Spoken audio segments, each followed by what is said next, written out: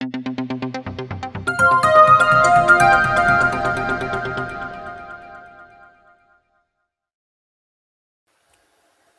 दोस्तों, जय महाराष्ट्र। जागो इंडिया जागो में आपका फिर से एक बार हार्दिक स्वागत है। तो दोस्तों, आज हम बात करेंगे कि ये जो महानगर पालिका के मुंबई महानगर पालिका प्रदेश के अंदर जो भी रुके हुए प्रोजेक्ट हैं उस प्रोजेक्ट के अंदर एक भागीदारी, संयुक्त भागीदारी के तहत प्रोजेक्ट को क्लियर करना है और इस सारी स्कीम को अमल में लाना है। अब उसके अंदर मुंबई महानगर प्रदेश के अंदर कौन कौन से डिपार्टमेंट आते हैं, उसके अंदर बीएमसी है, फिर उसके बाद म्हाडा, सिडको, महाप्रीत, एमआईडीसी, महा हाउसिंग, एमएसआरडीसी, एसपीपीएल और एमएमआरडीए और अन्य। तो इस विषय में हम बात करेंगे आज कि 6/9/2024 6 सितंबर 2024 को ये फाइनल हुआ है, जिसका पहले 21/9/2023 को इस विषय में ऑर्डर आदेश हुआ था, सरकारी आदेश हुआ था, लेकिन उसमें कुछ चीज़ें विचाराधीन थी। उसके वजह से ये चीज़ें अभी रुकी हुई थी, लेकिन ये 6 सितंबर 2024 चीज़ का फाइनल हो चुका है। तो आइए देखते वीडियो में आप आइए आज हम इस विषय में बात करते हैं कि जॉइंट वेंचर में आखिर है क्या। इस विषय में हम आज बात करते हैं। तो मुंबई महानगर पालिका प्रदेश में कुछ झोपड़पट्टी पुनर्वास योजना संयुक्त भागीदारी के तहत 21/9/2023 को मान्यता दी गई है। मतलब बहुत सारी कुछ संस्थाएं, मतलब योजनाएं हैं जिनको 21/9/2023 को मान्यता दी गई है, जिसमें मुंबई मनपा, ठाणे मनपा, मुंबई प्रदेश विकास प्राधिकरण, सिडको, म्हाडा व अन्य संगठन प्राधिकरण स्थानिक स्वराज्य संस्था द्वारा संयुक्त भागीदारी के तहत प्रलंबित योजना के विषय में जानकारी इकट्ठा करती है।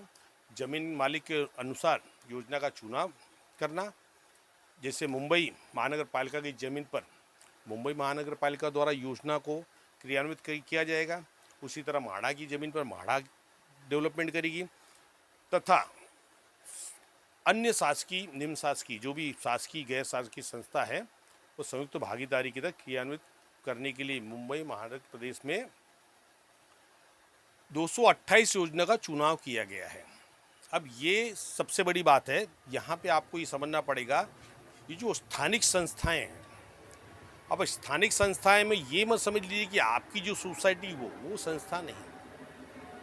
और इसमें सरकारी संस्थाएं, जैसे अभी जो सरकार के अधीन आती है, म्हाडा है, फिर कलेक्टर प्रॉपर्टीज़ हो गई, उसके बाद आपकी एमएमआरडी की प्रॉपर्टी होगी। तो ये जो सरकारी प्रॉपर्टियां हैं, उसके बाद बीएमसी, तो बीएमसी तो भाई सरकारी नहीं है, क्योंकि बीएमसी सरकार से अलग है, ये स्वायत्त संस्था, एक स्वराज्य स्वायत्त संस्था है। तो इसलिए ये जो संस्थाएं हैं, उस संस्थाओं को के अंदर जो भी रुके हुए प्रोजेक्ट हैं, उसके बाद 21/9/2023 को कुछ योजनाओं को परमिशन दी गई थी, लेकिन अब 228 योजनाओं का चुनाव किया गया है। कितना? 228 योजनाओं का। अब 228 योजनाओं का चुनाव में 228 योजनाओं की डिटेल्स नहीं दी गई कि ये योजना कहाँ की है। लेकिन हमें ये समझना पड़ेगा कि जो भी महानगर पालिका या गवर्नमेंट की प्रॉपर्टियाँ हैं, ये जो स्वायत्त संस्थाएं, गवर्नमेंट की संस्थाएं हैं या नॉन गवर्नमेंट संस्थाएं हैं, इनकी जो प्रॉपर्टियाँ हैं उस पर ये योजना अमल में आनी है।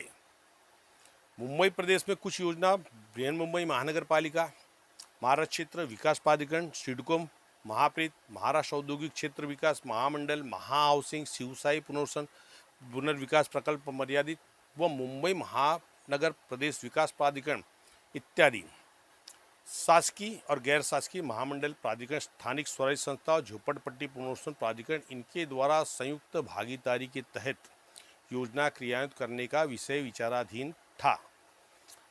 अब यहाँ पे देखिए, यहाँ पे जॉइंट वेंचर किसके साथ हो रहा है? जॉइंट वेंचर यहाँ पे जो भी संस्थाएं हैं जिसकी प्रॉपर्टियाँ हैं, अभी जैसे महानगर पालिका की प्रॉपर्टी है, तो महानगर पालिका और एसआरए के अंदर जॉइंट वेंचर होगा। उसके तहत यहाँ पे डेवलपमेंट होगा, वहाँ कोई भी डेवलपर नहीं होगा, वहाँ पे कोई भी डेवलपर नहीं होगा। उसी तरह मुंबई महानगर प्रदेश में झोपड़पट्टी पुनर्वास योजना यशस्वी होने के लिए संबंधित शासकीय और गैर शासकीय महामंडल, प्राधिकरण, स्थानिक स्वराज्य संस्थाओं को संयुक्त भागीदारी के तहत योजना क्रियान्वित करने के लिए संबंधित संस्थाओं को रियायत छूट देने का विषय भी विचाराधीन था। अब इसके अंदर क्या है, जो भी संस्थाएं, अब यहाँ पे कर कौन रहा है, या तो सरकार कर रही है क्योंकि एसआरए भी सरकार के अधीन है, और ये जो बाकी प्रॉपर्टी और गैर सरकारी भी एक चीज़ देखा तो सरकार के अधीन ही आती है। तो इनके अंदर कुछ छूट देने का भी जो विषय चल रहा था कि इनको क्या छूट देना है। अब जैसे इनको छूट देने के प्रीमियम भरना है, इनको प्रीमियम भरना है, इंफ्रास्ट्रक्चर चार्जेस भरना है, इनके अंदर जो मेंटेनेंस चार्जेस भरना है, तो शायद हो सकता है इस विषय में आगे हम देखेंगे जीआर के अंदर कि आखिर क्या छूट दी गई है। तो इस विषय में अभी फिलहाल देखते हैं कि शासन निर्णय क्या है। तो शासन निर्णय क्या कहता है उस विषय में बात करते हैं। शासन निर्णय कहता है कि मुंबई महानगर प्रदेश में प्रलंबित कुछ झोपड़पट्टी पुनर्वास योजना या बृहन मुंबई महानगर पालिका, महाराष्ट्र गृह निर्माण व क्षेत्र विकास प्राधिकरण सिडको, महाप्रीत, महाराष्ट्र औद्योगिक क्षेत्र विकास महामंडल, महा हाउसिंग, शिवशाही पुनर्विकास प्रकल्प मर्यादित व मुंबई महानगर प्रदेश विकास प्राधिकरण या अन्य प्राधिकरण द्वारा संयुक्त भागीदारी के तहत योजना क्रियान्वित करने की शासन मान्यता देती है। मतलब ये 6 सितंबर 2024 को शासन ने क्लियर कर दिया, उन्होंने परमिशन दे दिया है एसआरए को और जो संस्थाएं हैं कि आप जॉइंट वेंचर में एसआरए झोपड़पट्टी पुनर्वास योजना को अमल में ला सकते हैं। अब मुंबई महानगर प्रदेश में कुछ प्रलंबित झोपड़पट्टी पुनर्वास योजना क्रियान्वित करने के लिए निम्नलिखित है। अब यहाँ पे जो योजना ये अमल में लाने वाले हैं उनके लिए कुछ नियम या क्या है उसके लिए निम्नलिखित मतलब नीचे दिए गए हैं। तो आइए देखते हैं क्या है वो। अब पहला है प्राधिकरण महामंडल योजना की संख्या। अच्छा, ये जो बता रहे हैं 228, जो 228 इन्होंने चुनाव किए हैं डेवलपमेंट के लिए, तो उसमें बताया गया है कि कौन सी संस्थाओं के पास कितने प्रोजेक्ट रुके पड़े हैं और उसमें कितनी सदनिका की संख्या है बनाना है, उसका टारगेट कितना है। तो मुंबई महानगर पालिका में 77 प्रोजेक्ट रुके पड़े हैं, जिसके अंदर 51,002 सदनिका उनको का टारगेट है बनाना। फिर उसके बाद है माड़ा के बाद 24 प्रोजेक्ट रुके पड़े हैं, जिसमें 33,915 सदनिका बनाना है। MMRDA 5 प्रोजेक्ट रुके पड़े प्रलंबित हैं, जिसमें 28,050 जो सदनिका का टारगेट है। MSRDC 46 प्रोजेक्ट रुके पड़े हैं, जिसमें 27,649 सदनिका का निर्माण करना है। सिडको में 6 प्रोजेक्ट रुके पड़े हैं, जिसमें 25,740 सदनिका का फ्लैट का निर्माण करना है। महाप्रीत में 57 प्रोजेक्ट रुके पड़े हैं, महाप्रीत में 57 प्रोजेक्ट रुके पड़े हैं, जिसके अंदर 26,094 इनको फ्लैट्स बनाना है। MIDC में 12 प्रोजेक्ट रुके पड़े, इसमें 25,668 इन्हें फ्लैट्स बनाना है। महा हाउसिंग में 1 प्रोजेक्ट रुका पड़ा है, जिसमें 813 फ्लैट्स बनाने हैं, ये इनका टारगेट है। कुल टोटल 228 यहाँ पे प्रोजेक्ट रुके पड़े हैं, जिनको इन्होंने चुनाव किया है। उसके अंदर 2,18,931 फ्लैट्स बनाने हैं। अब जो भी विवरण पत्र इन्होंने ऊपर दिया है उसमें प्रलंबित संयुक्त भागीदारी के तहत काम जल्दी पूर्ण करने के लिए संबंधित भागीदारों का कार्य निम्नलिखित है। अच्छा, अब ये बता रहे हैं कि भाई ये जो ऊपर हमने विवरण दिया है इसके अंदर जो भी संस्थाएं आती है और इस भागीदारी के तहत, भागीदारी मतलब जो संस्थाएं हैं और एसआरए की भागीदारी, उस भागीदारी के तहत इनके जो भी कार्य हैं उस बारे में डिटेल्स दिए गए हैं। तो आइए देखते हैं अ में क्या लिखा हुआ है। अ में दिया गया कि झोपड़पट्टी पुनर्वास प्राधिकरण द्वारा की जाने वाली कार्रवाई। तो अब पहला ये झोपड़पट्टी पुनर्वास द्वारा की जाने वाली कार्रवाई मतलब झोपड़पट्टी पुनर्वास प्राधिकरण जो कि उसके पार्टनर्स हो गए, जॉइंट वेंचर। अब झोपड़पट्टी पुनर्वास प्राधिकरण जो एसआरए द्वारा क्या कार्य है उनके जॉइंट वेंचर में इनके क्या कार्य होंगे, इस विषय में यहाँ पे हम जानते हैं तो पॉइंट नंबर 1 में दिया गया, महाराष्ट्र शासन के दिनांक 29/9/2023 के शासन निर्णय के अनुसार संयुक्त भागीदारी झोपड़पट्टी पुनर्वास योजना क्रियान्वित करने की कार्रवाई करना। अब जो भी 29/9/2023 को शासन निर्णय में जो भी जॉइंट वेंचर के लिए परमिशन दी गई है, उसके अनुसार ये सारे उसके या जो भी भागीदार हैं, जो पार्टनर्स होंगे, मतलब जो स्वायत्त संस्थाएं जो एक प्रस्ताव डालेगी, उनके हिसाब से उस चीज़ को आगे बढ़ाना है और उस पर कार्रवाई करना है। फिर सेकेंड है, महाराष्ट्र में 1971 की धारा 3C के अंदर झोपड़पट्टी क्षेत्र घोषित करना। अब पॉइंट नंबर 1 में क्या है कि भाई जो अभी जैसे बीएमसी की प्रॉपर्टी, बीएमसी ने प्रपोज किया कि भैया मुझे यहाँ पे करना है, मुझे यहाँ पे एसआरए करना है, तो एसआरए उस चीज़ पे उनको परमिशंस वगैरह देगी। तो वो पॉइंट 1 का है कि एसआरए उस पर जो भी उनका कार्य है वो करेगी। सेकेंड पॉइंट में ये है कि महाराष्ट्र में 1970 की धारा 3C के अधीन झोपड़पट्टी क्षेत्र घोषित करना। अब इसके अंदर बहुत सारे प्रॉब्लम्स क्या आते हैं कि भाई वो 3C के अंदर झोपड़पट्टी क्षेत्र घोषित नहीं है। अब 3C के अंदर झोपड़पट्टी क्षेत्र घोषित करना मतलब वहाँ पे स्लम डिक्लेरेशन भी कंपलसरी है। तो इसलिए वहाँ पे सबसे पहला काम होगा एसआरए का कि जो भी एरिया वहाँ पे आ रही है उसको 3C के अंदर में स्लम रिहेबिलिटेशन एरिया यानी झोपड़पट्टी पुनर्वास क्षेत्र घोषित करेंगे। पॉइंट नंबर 3 में दिया गया, नियोजन प्राधिकरण होने का संबंधित शासकीय प्राधिकरण द्वारा प्रस्ताव होने के बाद, अब नियोजन प्राधिकरण मतलब एसआरए प्लानिंग अथॉरिटी है, एसआरए प्लानिंग अथॉरिटी है, वो प्लान देखती है, प्लान उसको परमिशन देती है और उस हिसाब से जो भी स्वायत्त संस्थाएं या संबंधित शासकीय संस्थाएं हैं, उनके प्रस्ताव आने के बाद योजना के लिए जो भी आवश्यक मंजूरी है वो उनको प्रदान करना है। अब जैसे एलओआई, बिल्डिंग प्लान की मंजूरी, बिल्डिंग प्लान यानी आईओए लेआउट वगैरह सबमिट करेंगे, उसकी मंजूरी। अस्थायी संक्रमण शिविर की मंजूरी, अस्थायी मतलब टेम्पररी ट्रांजिट स्कीम टीटीपी, अस्थायी संक्रमण शिविर की मंजूरी देना, ओसी देना, वो और जो भी उनको जो परमिशंस लगेगी वो उनको अप्लीकेबल करना, उनको इशू करना।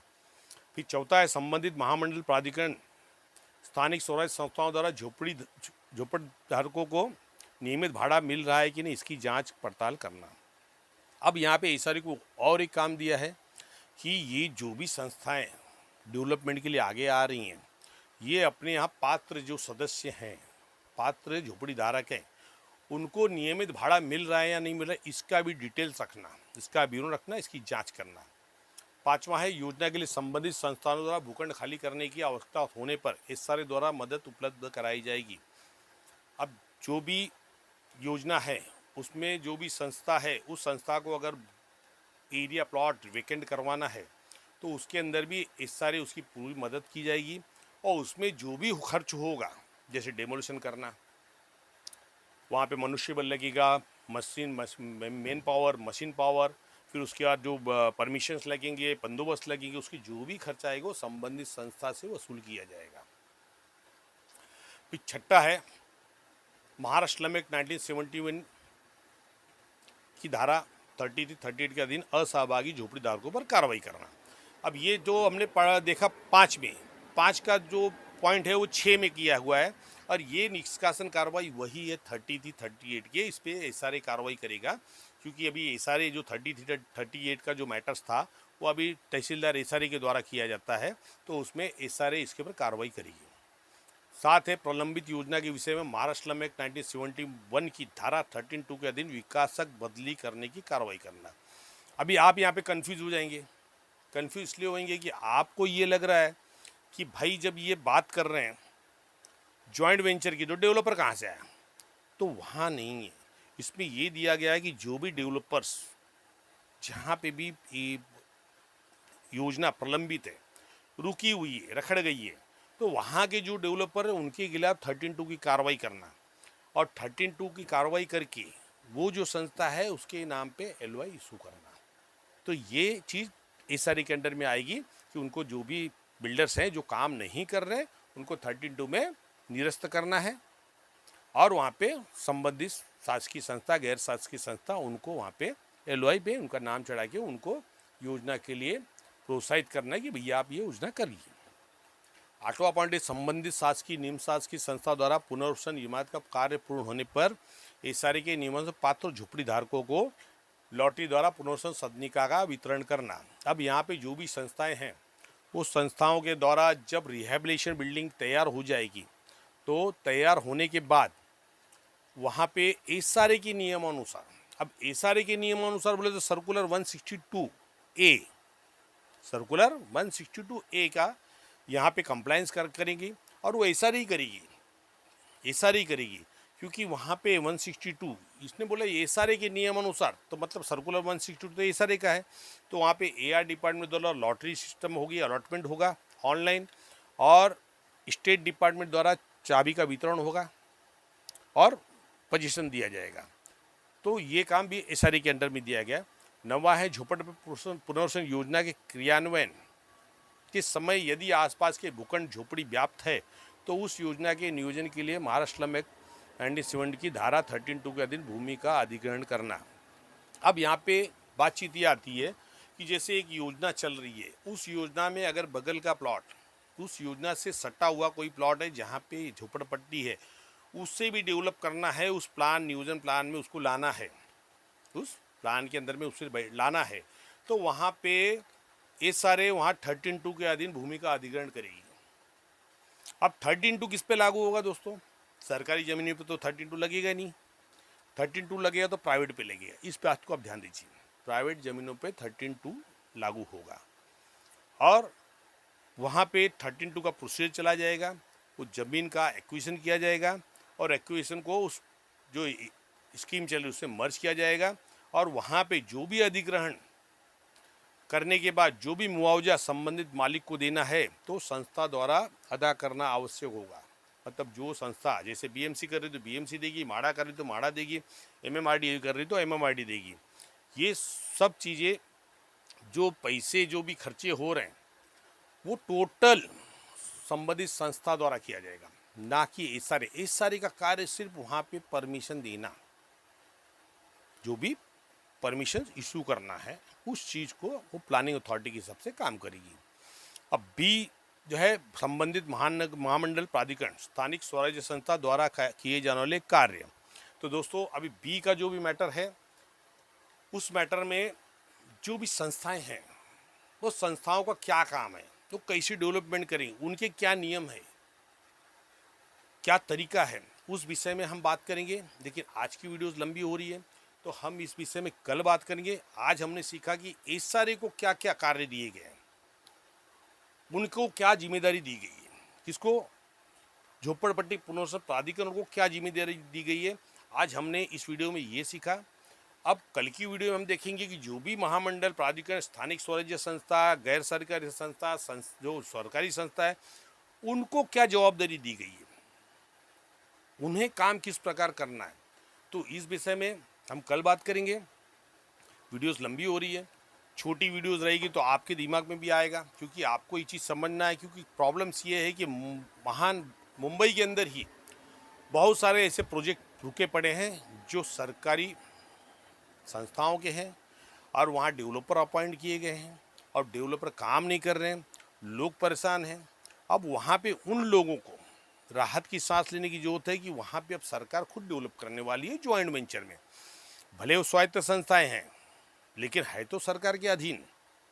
तो वहाँ पे ये चीज़ें आएगी, बिल्डिंग कैसे बनना है, क्या बनना है। अब इसके अंदर देखते हैं इसमें संस्था का रोल क्या है, क्या संस्थाओं को रोल दिया गया है, क्या प्राइवेट डेवलपर भी आप ला सकते हैं। इस विषय में भी आगे चीज़ बातचीत होगी। इस विषय में सरकार ने स्वायत्त संस्थाओं को क्या छूट दी है, क्या है, उस विषय में भी हम आगे देखेंगे कि शायद ये अगर छूट दिया है तो इस विषय में भी वहाँ पे जिक्र होगा, तो उस विषय में भी बात करेंगे। और आगे हम बताएंगे कि ये जो संस्थाएं हैं वो उनकी कार्य पद्धति क्या, उनको क्या जवाबदारी दी गई, वो काम कैसे करेंगे। तो इस विषय में हमारा कल की वीडियो में रहेगा। और ये जो जीआर है लंबा है, 6 पेज का जीआर है दोस्तों। इसके लिए हमने सोचा इसको 1 या 2 में बनाया जाए, क्योंकि लंबी वीडियोस हो जाती तो आप भी परेशान होते हैं और मुझे भी तकलीफ होती है।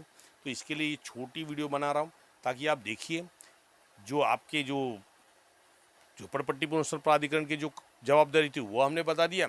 अब कल की वीडियो में देखेंगे कि ये जो महामंडल मंडल प्राधिकरण स्थानिक स्वायत्त संस्था गैर सरकारी संस्था सरकारी संस्थाओं को क्या जिम्मेदारी दी गई, उस विषय में बात करेंगे।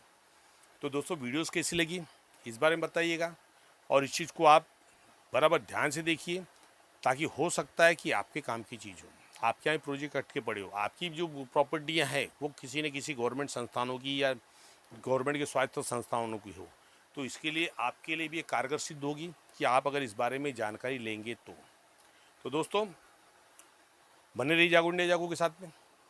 हम इस सारे के विषय में जो भी नियम कानून नए बने या कुछ भी छुपे हुए जो भी चीज़ें, वो हम हर चीज़ को आपके सामने लाएंगे, ताकि ये जागरूकता आपके अंदर फैले, आपको पता चले कि नियम क्या है, कार्य करने का तरीका क्या है, और हम इससे अपने अधिकारों को कैसे प्राप्त करें। तो दोस्तों मिलते हैं नेक्स्ट वीडियो में इसी विषय पर। धन्यवाद। जय हिंद, जय महाराष्ट्र।